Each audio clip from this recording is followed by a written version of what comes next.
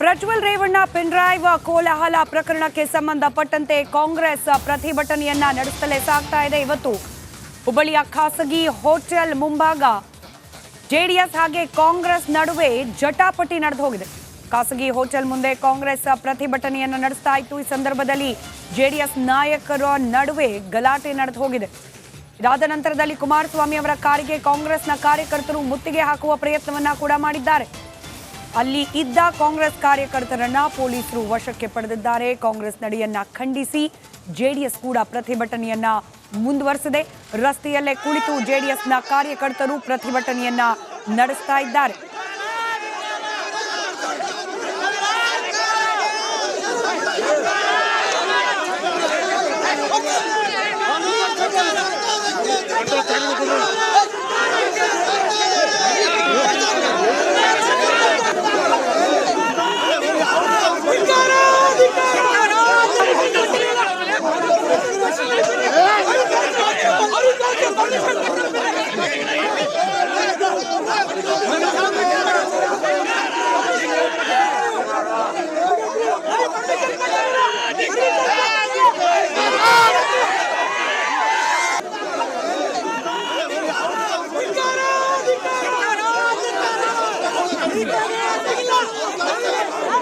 They are protecting Prajwal Revanna.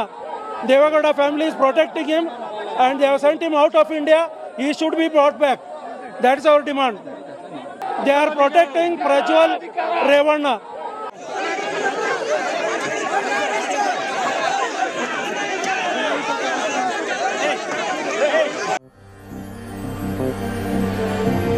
ನನ್ನ ನೆಲದ ಭಾಷೆಯು ದೂರ ಬಲು ದೂರ, ಈ ಮನಕಂತೂ ದಾರಿ ತೋರುತ್ತಿದೆ.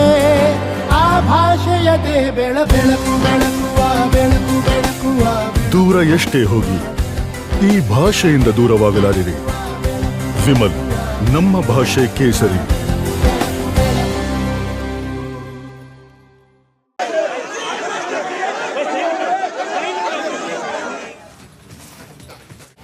ಹುಬ್ಬಳ್ಳಿಯಲ್ಲಿ ನಡೆದ ಈ ಗಲಾಟೆ ಹಾಗೆ ಪ್ರತಿಭಟನೆ, ಇದರ ಡೀಟೇಲ್ಸ್ನೊಂದಿಗೆ ನನ್ನ colleague Nagendra Babu live connected ಇದ್ದಾರೆ. ನಾಗೇಂದ್ರ ಬಾಬು, ಒಂದ್ ಕಡೆ ಕಾಂಗ್ರೆಸ್ನ ಪ್ರತಿಭಟನೆ, ಮತ್ತೊಂದು ಕಡೆ ಜೆಡಿಎಸ್ನ ಪ್ರತಿಭಟನೆ, ಉದ್ದೇಶಗಳೇನು? ಜೊತೆಗೆ ಕುಮಾರಸ್ವಾಮಿ ಅವರ ಕಾರ್ಗೇನೆ ಮುತ್ತಿಗೆ ಹಾಕೋ ಯತ್ನ ಏನಾಯ್ತು ಎಕ್ಸಾಕ್ಟ್ಲಿ ಅಲ್ಲಿ ವಿವರಿಸ್ತಾ ಹೋಗಬಹುದಾ?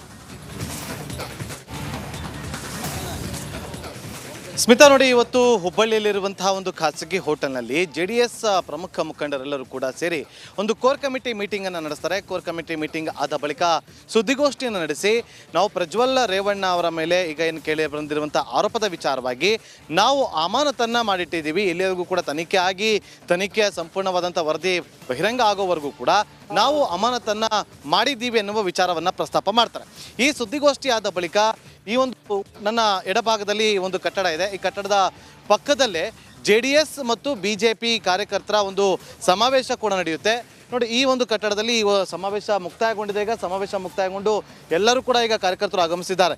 ಇಲ್ಲಿ ಈ ಒಂದು ಕಟ್ಟಡದಿಂದ ಈ ಕಟ್ಟಡದವರೆಗೆ ಬರುವಂಥ ಸಂದರ್ಭದಲ್ಲಿ JDS ಕಾರ್ಯಕರ್ತರು ಬರ್ತಾ ಇರ್ತಾರೆ.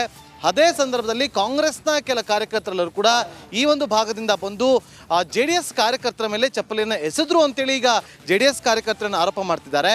ಆ ಒಂದು ಚಪ್ಪಲಿಯನ್ನು ಎಸೆದ್ರು ಅನ್ನೋ ಕಾರಣಕ್ಕೋಸ್ಕರ ಇದೇ ಒಂದು ಜಾಗದಲ್ಲಿ JDS ಹಾಗೂ ಕಾಂಗ್ರೆಸ್ ಕಾರ್ಯಕರ್ತರ ನಡುವೆ ಜಟಾಪಟಿ ನಡೆದು ಹೋಗುತ್ತೆ.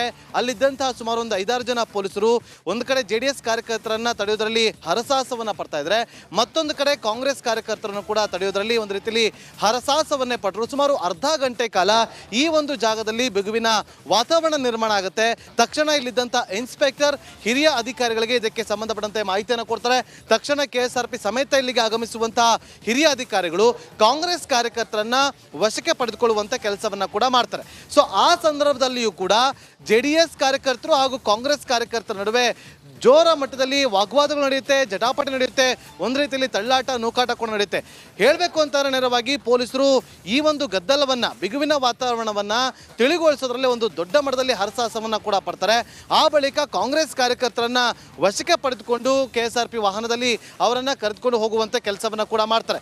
ಅದೇ ಸಂದರ್ಭದಲ್ಲಿ ಇಲ್ಲಿದ್ದಂಥ ಕೆಲ ಮಹಿಳಾ ಕಾರ್ಯಕರ್ತರ ನಡುವೆ, ಒಂದು ಕಡೆ ಕಾಂಗ್ರೆಸ್ ಮಹಿಳಾ ಕಾರ್ಯಕರ್ತರು, ಮತ್ತೊಂದು ಕಡೆ JDS ಮಹಿಳಾ ಕಾರ್ಯಕರ್ತರ ನಡುವೆ ಕೂಡ ಜಟಾಪಟಿ ನಡೆಯುತ್ತೆ. ಅವರನ್ನು ಕೂಡ ಸಮಾಧಾನ ಪಡಿಸೋದ್ರಲ್ಲಿ ಪೊಲೀಸರು ಒಂದು ರೀತಿಯಲ್ಲಿ ಹರಸಾಹಸವನ್ನ ಪಟ್ಟು ಆ ಕಾರ್ಯಕರ್ತರನ್ನು ಕೂಡ ವಶಕ್ಕೆ ಪಡೆದುಕೊಂಡು ಕರೆದುಕೊಂಡು ಹೋಗ್ತಾರೆ. ಆ ಬಳಿಕ ಇಲ್ಲಿ ಸ್ವಲ್ಪ ಈಗ ಪರಿಸ್ಥಿತಿ ಸಹಜ ಸ್ಥಿತಿಯತ್ತ ಬರುತ್ತೆ. ಅಷ್ಟೇ ಅಲ್ಲದೆ JDS ನಾಯಕರೆಲ್ಲರೂ ಕೂಡ ಈ ಒಂದು ಖಾಸಗಿ ಹೋಟೆಲ್ನ ನಾವು ಬುಕ್ ಮಾಡ್ಕೊಂಡಿದ್ವಿ. ಇವತ್ತಿನ ಕೋರ್ ಕಮಿಟಿ ಮೀಟಿಂಗ್ ಹಾಗೆ ಈ ಒಂದು ಕಾರ್ಯಕರ್ತರ ಸಭೆ ವಿಚಾರವಾಗಿ ಕಾಂಗ್ರೆಸ್ ಅವರನ್ನ ಹೇಗೆ ಬಿಟ್ಟರು ಅಂತೇಳಿ ಪ್ರಶ್ನೆಯನ್ನು ಕೂಡ ಮಾಡೋದಕ್ಕೆ ಮುಂದಾಗಿದ್ರು. ಸ್ಮಿತಾ.